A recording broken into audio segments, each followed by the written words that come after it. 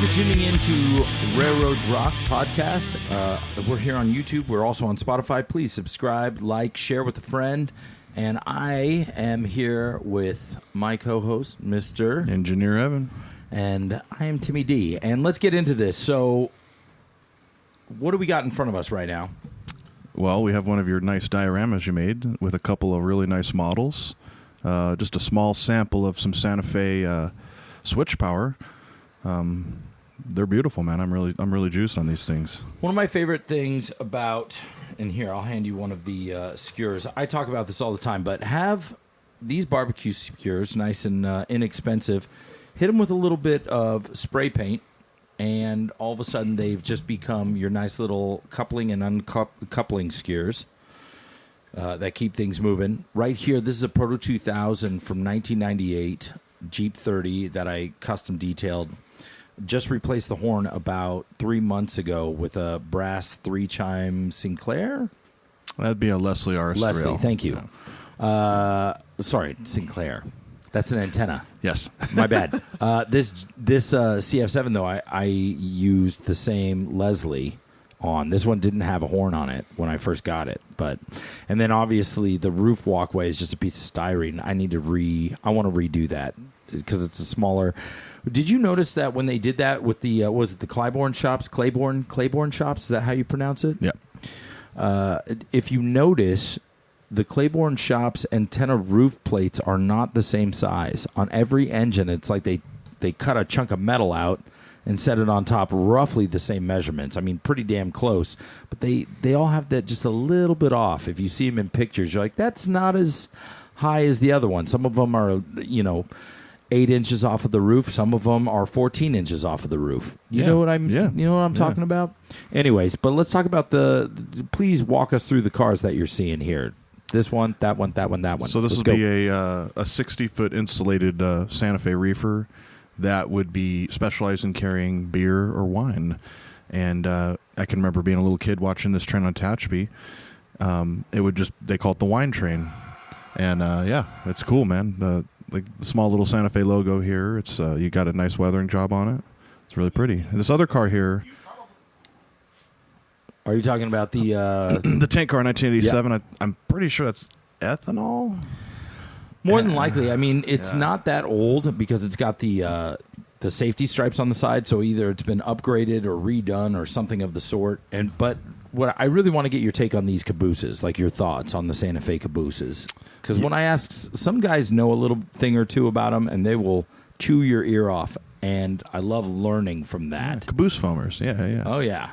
Just like how your brother is like a big graffiti foamer. Right, exactly. There's all these different subsects. Exactly. Sexes. Subsexes. Subsexes, yeah. Yeah. These are Santa Fe cupola tops, so they got the conductor and the brakeman sit up way high here so you can see over the train. Also around and down. Off to the side. You know what I mean. Yeah. Around. How would around you put that? And down? Around and down, which is the name of another movie we're going to be talking about. No, but really, what is your thoughts on that? No, I think it's a perfectly designed caboose, like a bay window caboose as well. Those are protrude out so you can see around. I love it. Around and down, baby. There's a chick I used to hang out with. I didn't know if they were real or not, but they were always around and down. Yeah. The diorama that they sit on, just a little something that I threw together, just regular Atlas code. I think it's code 88. 83, yeah. Sorry, code 83. Code 83 track. And I encourage anybody out there who's a modeler to have at least one or two of these. I have 4, but they're just little display dioramas that you can set your models on. And so not only when you're going to present, but something that I noticed at the swap meet the other day was a lack there of presentation with maybe a couple of the... Like, there'd be guys sitting there with their boxes. I mean, man, I got the Dash 9 Dude...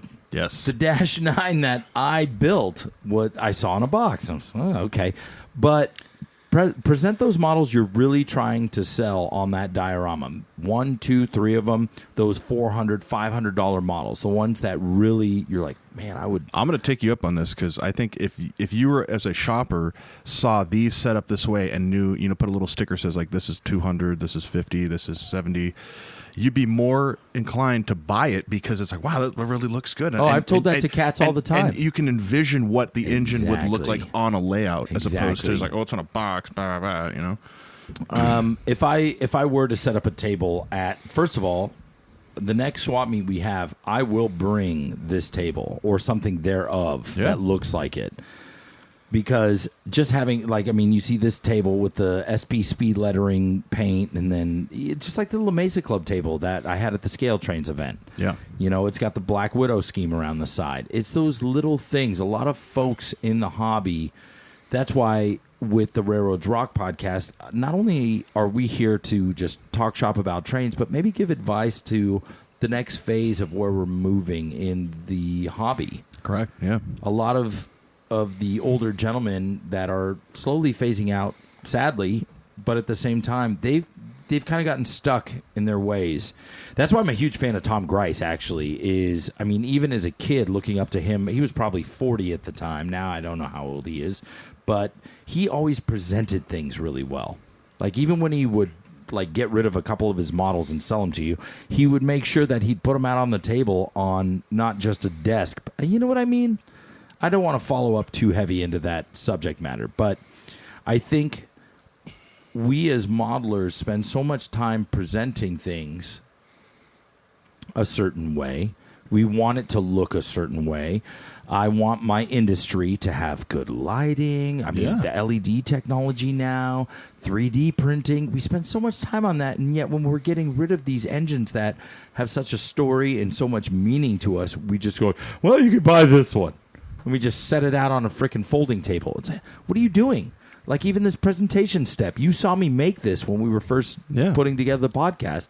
You elevate the things that mean a lot more. And metaphorically, you're elevating it. And physically, literally, you are elevating these models that mean a lot. And if you'd like me to make you one of these elevation tables, I'll make you one too. Ooh. I have to give Mike Hampson credit. He actually gave this to me. This was a computer screen or a monitor stand. And then I just drilled or I just screwed in with a couple of washers to hold it down a piece of, what is this, 1x12 common board. Or maybe 1x10 or 1x12 common board, and it's nice and sturdy, nice and stable, and then you can put your dioramas on top of it. So that's a little bit of railroading or modeling advice to all you folks out there, but that is not the point of this episode. The point of this episode is foaming. We're going to do some virtual rail fanning. And what are we virtual rail fanning on today? We're virtual rail fanning on the Rainbow Canyon in Nevada, north of Las Vegas. You ready to go, buddy? 7 Idea Productions, another fantastic dude, video. This guy's got this I hope got this it guy under follows control. us. I hope we can, at some point we can talk. I to love him his videos. If you look at my library on here of saved railroad videos, he's got at least 4 of them on here that I'm just mesmerized by. 7 Idea Productions. If you watch our video or our podcast, send us a message. We want to talk. We'll send you a shirt. Yeah. Which, by the way, Railroads Rock shirts are coming out. We're selling them for $20 a piece. So please pick up your Railroads Rock shirt and other swag that we're going to be putting together. But if you want a sticker, just a heads up, the stickers are free. Wow. They're free. So get in touch with us. All right, let's talk some shop. This is cool, man. So my dad... so we used to go skiing in Bryan Head, Utah, and that's on the way. We always wanted to just come check this place out because this is just the north end Afton Canyon of the LA and Salt Lake line. Yeah. Can I take a second and actually fix this? Please tell me a story, but let's pause really quick because I'm going to plug it into the main speaker. So here we go. Yeah. Man. Let's talk about. I'm going to let this play. You keep going. What do you want me to talk about? Give me what we're seeing. Oh, okay. It's hard to talk over all of the info that he's giving us because it's so badass.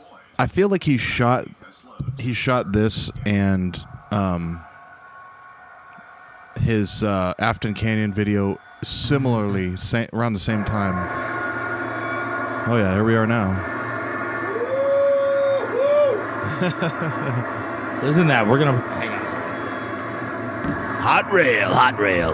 Dude, that is super loud. I just plugged it in. For those of you folks that don't know, we have a monitor. We're looking at a monitor right now that we're watching these videos on, but right next to the monitor is one of my old PA speakers from some of my early days of playing live shows. Look at this random rock. Instead of knocking it over, they're like, we're just going to bypass that. Yeah. We don't need to move that. Yeah. That what is the green is EMP. Yeah. Whatever. So is that like Evergreen in the next amalgamation of it? What's going on with that? Whatever happened to Evergreen? They're still around. Did you know Evergreen has not only boats, containers, but they have planes? I've seen an Evergreen plane. I would like to do a vintage episode. Look at that. ES44 DC right there, baby. 780 or 7860. I love that designation. I love that model. The dynamic braking, the blister, if you notice, it kind of pops away from the body. So even above that AC battery box, above that where the dynamic brake fans and those vents are, it kind of protrudes. Anyways. West, as it leads another long stack train down the 1.5% grade through Boyd. Ooh. What's cool is like you got the creek right here with all the green trees. Yeah. And then just right across the street, literally, you're like, whoa. Big, pretty mountains. That's one of the things about Caliente Creek up in the Tehachapis is it's very green year-round, but just the creek. Yeah. Like once everything else dries up, everything else is bright yellow as far as the tall grass. Oh, I got some drone footage here. Yeah. Yeah. Oh, dude, loving it. Not like the other one we did. Right. Yeah. But this is cool, man. I would like to get a drone eventually, so when we go out and do a little bit of foaming, we can get up and above. So I can't wait to go up to... We should talk to Ben Froust, because Ben Froust is a big drone foamer, and he might be willing to help us out with that. All right, Ben, you heard it. This is just a great shot. Man, it's so beautiful. One of the things that drone footage has done for us as modelers is how does it look from the 1,000-foot view? Because from this drone to that CSX container, or that EMP container, the blue container, that's about 1,500 feet. Oh, at least. You know? Maybe 2,000. Look at that. Wow. But it really is the perspective that you get when you're modeling an N-scale layout or modeling, you know, when we're standing there at the La Mesa Club and you're standing at Caliente Creek bed around the that horseshoe curve. Yeah. And you're looking towards Tunnel 1. That's a drone view. Yeah. And it's a beautiful view because if you actually do the math there, if the railhead is 40 inches from the ground, from where your feet are touching, then you're 6 feet tall, you're 72 inches tall, then that means that you got another 32 inches up. And if you do your math on that, what is it, 100 feet? Every 12 and a half inches is 100 feet? Am I wrong? 12 and a half inches, yeah? Because it's 8 feet per inch. So 10 feet is 80 inches. So 12 feet is 96 inches. So it's like every 12 inches and a quarter. Or every 12 and a half inches. Like scale to 180, reduced 187 times. Yes, yeah. I get it. Okay. Yeah, I was like, what? I'm talking about HO scale. Yeah, okay. I'm not talking about N scale is twice as much. Right. So multiply that. That's why the N scale layout down at the club, what we talked about, that's why it's so high up. As a kid, you're like, why is the layout so high up? It's because your bird's eye view is, even if you're a 6 foot tall fella and the layout is 5 feet off the ground, you're still technically almost 100 and some odd feet in the air, 200 feet in the air. Right. Even if you're just barely above the track. Anyways, digressing. Hey, bring the volume down a little bit on this. Yeah.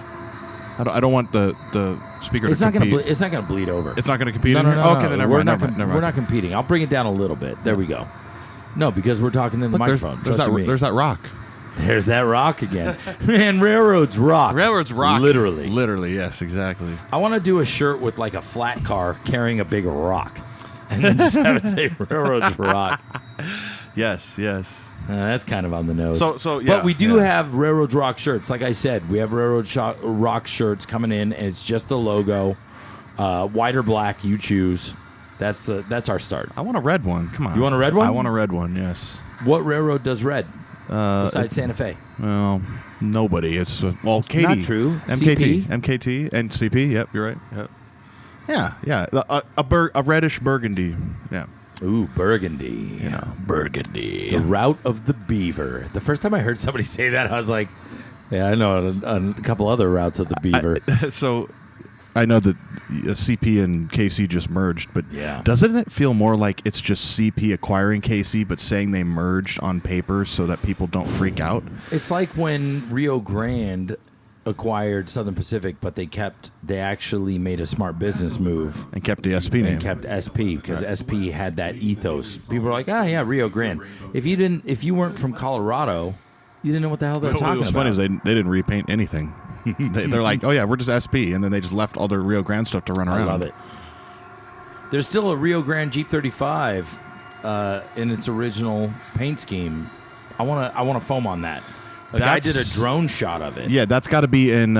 That's at Colorado Railroad Museum. They just got that engine. There's a lot of cool engines at that park. There's like a CB&Q 484. Man, I don't understand why any of these museum agencies don't restore one of those. That was a beautiful engine.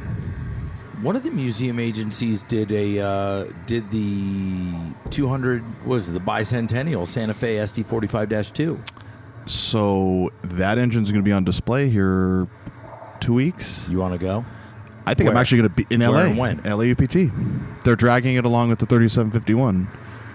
I think if my schedule I still doesn't change, wish I think had work that all day. the footage of all the steam engines and all they had railroad days at Union Station, and I was taking the train down to San Diego. I don't know why, but taking the train down to San Diego, I'm up there on platform 4, and I'm like, what the fuck is going on? Because I didn't know.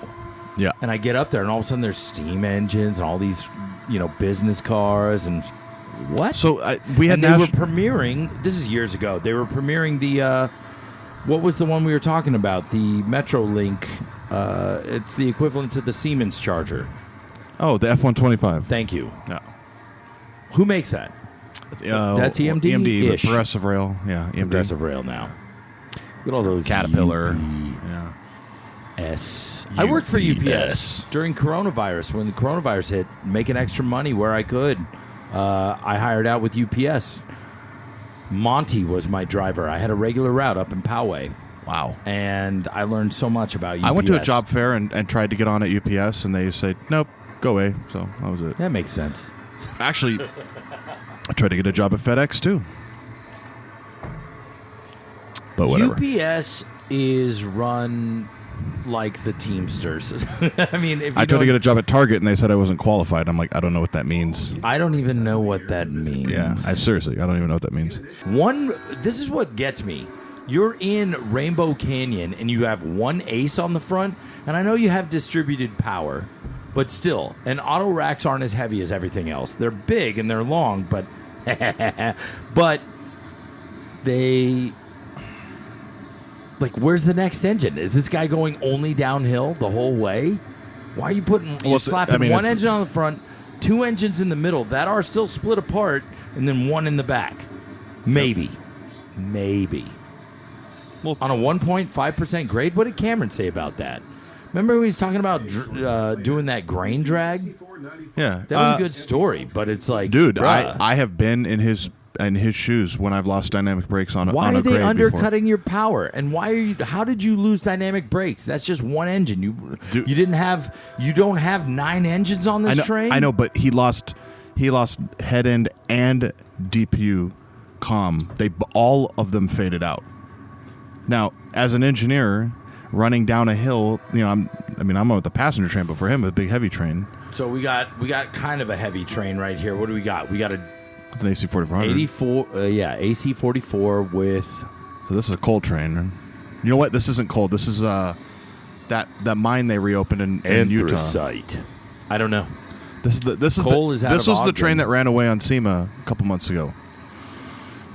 Anyways, back to with Cameron. Wait. What do you mean it's not coal? This is the mine they reopened by Cedar City. This is like iron ore. It's not coal. If you're dragging iron ore in coal cars, you're breaking the car in half. Iron is twice as heavy as coal. I'm not joking. It's not coal. I'm serious. Dog. They're not. I don't know if they're fully loaded. Iron ore trains. Yeah, thank you. If you're dragging iron ore, then especially if you're not using ore cars, then those things have to be a quarter full. In the comments section, because iron our is viewers, dense please, if and you know heavy. what this is, comment, please. Please, yeah. Yes. Because iron ore is really like the rotary. heavy, Look, the rotary heavy. type. I know the rotary hoppers. Like all of them are. You know, that's something that I haven't been seeing a lot of lately is MSC. Yeah, I don't know. And I love that scheme, just that crappy olive. Like that desert. It's like a desert dust meets olive. There you go. Yeah. There's an ace right in the middle. The 3 container companies merged, and I think one of them was, I don't think it was K-Line, but I was a big K-Line guy as a kid. With the red and white. I mean, no, I red's like my that. favorite color. Yeah. It looks really good. Surprise. Red's your favorite color. I know. I don't have a red bulb in here today. Oh, I'm bummed. Something to aim for the next one. It's because I brought all the light bulbs Let's back it up a little bit running here. session. These bridges are just so unique. Union Pacific. They put these in 1915. Or no, was it 15 or 1930? I think it was 1930. Anyways, the entire railroad got them, and they have they got the big 185-foot ones, they got the shorties, they got the tiny ones, but they're all up and down the whole railroad, and they're beautiful, man. They're really nice. I was debating when I was doing the diorama that's behind us over near the guitar amp, which, by the way, that orange amp my lady got me, and that thing is, the tones that come out of it. Ooh, here we go. But that iron, that boxcar red kind of iron look, that was, if you look at you could see it. Yeah. I know we're foaming here really quick. Let's pause. This is cool. Yeah, pause. This Let's is a cool pause. part, yeah. Take a look at the bridge over there. Yeah. And what color is that? That's something I've seen in L.A. Why do they paint it that color? It's that crappy boxcar red. Do you know what I'm talking about? Go look at that. Go look at the diorama really quick. Just tell me what color that is. That bridge that I made. To your left. See it? You know what I'm talking about? Yeah. I mean, that's a stripped down version of it because I made that out of. It's definitely an iron oxide color for sure. Thank you, iron oxide. That's the color I'm thinking of. Look at coming out of that tunnel. Is that a 2-train arch tunnel, and they've just gone down to single track? Yes. I think they envisioned it to be a double track tunnel, but it never materialized.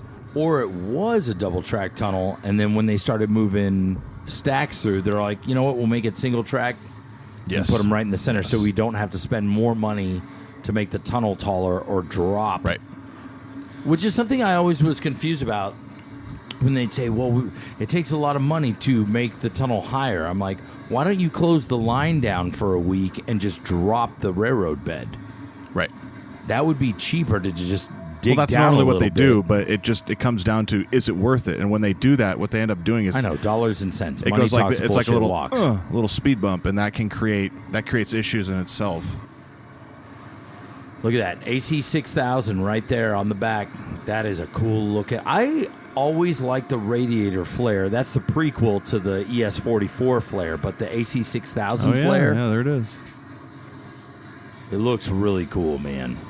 Kind of hangs over the edge almost like a wing, like it's lifting the train a little bit higher. You make me want to pull up my LA and Salt Lake book and start doing some more research on this.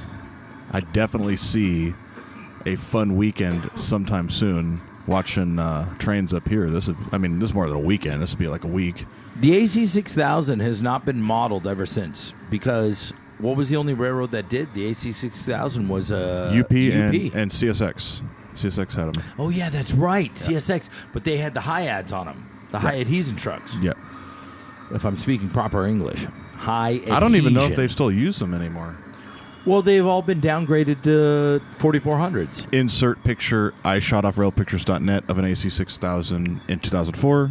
Now. Well, I know that UP still has the 6000s as 4400s because Mike Hampson went out doing some foaming in Brawley, and he took a picture of these Union Pacific units just chilling. He called me. He's like, "Yeah, we were doing some foaming and blah blah blah, and I took a picture next to these AC whatevers." And he sent me the picture, and I was like, "Dude, those are AC 6000s. Those are rarities." And I love those units. And I was like, "Send me more pictures." So he sent me a whole chunk of them. I'll see if I could post a couple. Good. Look, it's another one of those double track tunnels. Tunnel 9 this time. Now you got me thinking. Maybe they really did want to double track through here. Maybe it was. I mean, man, it's so cool, man. It is so gorgeous.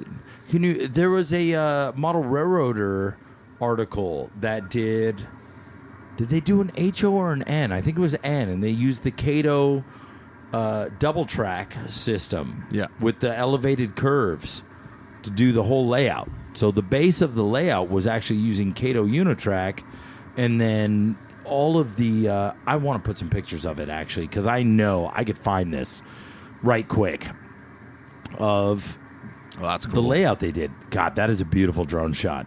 Wow. He's way up there. Look at that. There's that auto rack train again. I'm telling you, man. One engine on the Listen point. to that dynamic brake on that Ace. That fan. Now, when you're working the dynamic brake, as an engineer, what are you hitting? Like, are you really grilling into? Is there a lever that you're grilling in on the dynamic brakes, or are you letting the computer do the work? No, you're doing it yourself. And you're and just you kind could feel it too, right? You're kind of just working back and forth between a small little area, because you're just, as you're coming up, certain parts of the route are steeper than others, so you don't need as much dynamics. You're kind of working it back, working it forward. And sometimes if you got a big train and you don't want to use excessive dynamic braking, you'll actually throw a shot of air in it and let the train slow down with the air brakes, but you're maintaining the same dynamic.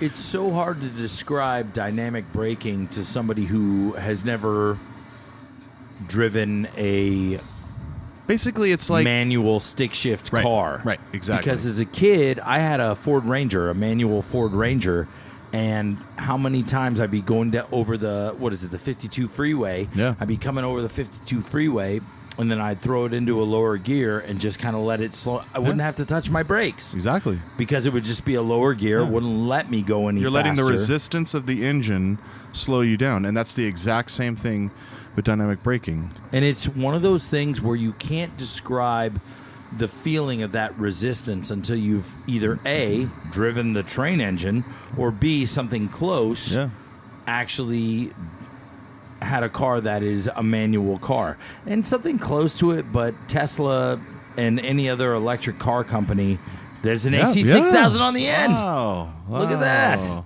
I really want to visit this place now. Oh, That's my cool. gosh, that'd be so much fun to foam. Waiting for clearance. I can't believe UP would want to go away from the wings. I mean, it is such a sharp look on the front of the engine. Yeah, look at that C4. And that's what is that? An ET44 C4. Yeah, and they want to go to the PSR logo, which is just the shield. It's like, come on, dog. No, stick with the wings. But UP, those engines suck look it. so sharp with the wings. The wings make. I remember when they first debuted that paint scheme, Yeah. the Trains magazine picture, and you're like, wow, these guys are on the something. front of the SC70Ms. They're way onto something. Oh now. my gosh, they tapped into an ethos that us model railroaders and foamers, like if you're not a model railroader and you're still a foamer who doesn't give a shit about model railroading, you still find that's a common ground. It's an homage to the past, but staying relevant in the present. And so it's kind of like the BNSF on the PAs. Like the BNSF H1 paint scheme. Yes. You know what I mean? It's like it's Great Northern, but it's still BNSF. And then the H2 was it's Santa Fe, but it's still BNSF. And it's like this is Union Pacific, but it's still Union Pacific. Yes. I don't know. Somebody in that's the one company. What other company other than Union Pacific has lasted more than 200 years? I thought it was CP. Dude, UP, and I do P. Yeah. No, Union Pacific has, one of my favorite TV shows or episodic, whatever you want to call it, from the last, and we're done here, ladies and gentlemen, but this is where we're going to leave next off. time. Yeah, this is the wanna next watch time. Yeah. So thank you for tuning into Railroads Rock Podcast. My name is Timmy D. This is Engineer Evan. And we appreciate you guys tuning in. Please like, subscribe, comment. We're going to get our way down to Hooters and finish up this day. I'm starving. But, God, I am hungry as a buck. But I will say, please share. Let people know that we exist. And other than that, we will see you next week. Yes. Anything else to add in? Oh, I'm stoked, man. Leave us a comment, please, a subscription, a like. Let's interact, man. We're trying to make this podcast a little bit better. We're watching videos, but we need a little more information. So if you're a big UP foamer, LN in Salt Lake, we want to hear from you. Give us a call. And even if you are not, if you are a short line fella or lady, yes, I'm sure there's one. hit us up. Anyways, until then, we will see you next time. Thank you for tuning in to Railroads Rock. And remember that the most important signal that you get is your next one. See you next time.